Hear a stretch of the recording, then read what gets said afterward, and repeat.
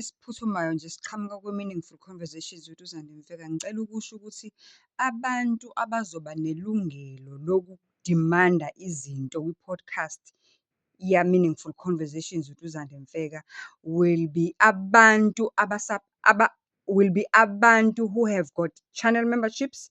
Lobo bantu will be treated with special care, more like shareholders. They will have a voice, they will have a right. Imbono yabo izoconsiderishwa, ibaluleke.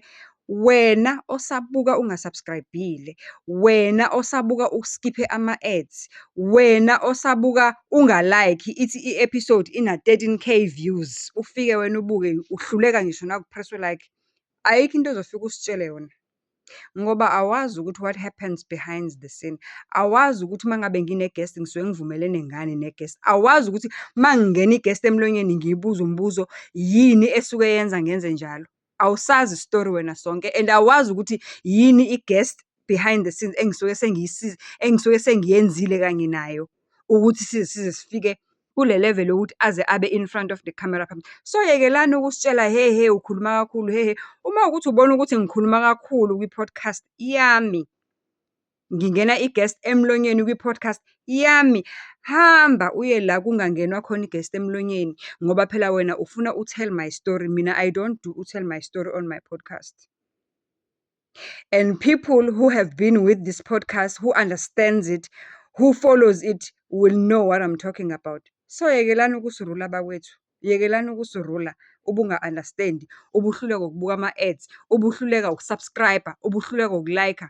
92% of the people who watch my episodes, they are not even subscribed, let alone like. I-episode ithi na 20K views, kodwa there are only 350 likes. Nonsense yini le?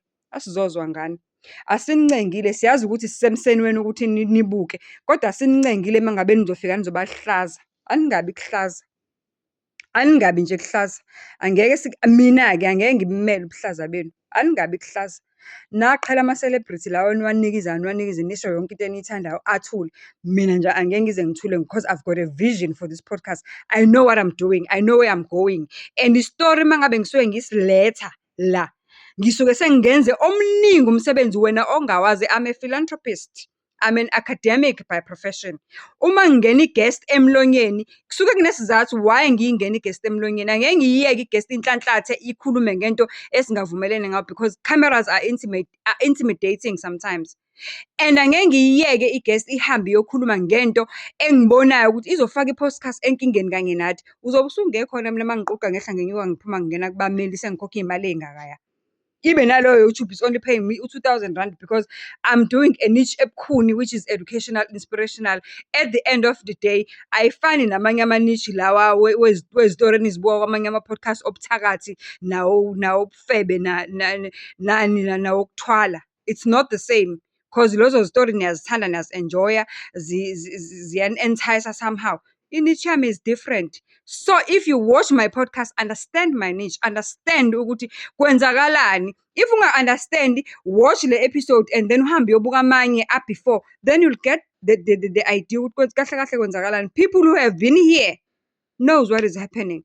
So ningangeni kule podcast nizongitshela ukuthi angenzeni, nizoba rude, anisho na kahle, nizoba rude, uhluleka ukulike, uhluleka ukubuka ama-ads, uhluleka ukuthenga i-channel membership, uhluleka ukungipha i-super thanks, and then you expect to tell me what to do.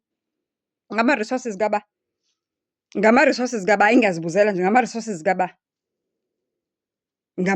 kaba. Asingabini rude bakwethu, asiphathaneni kahle nje.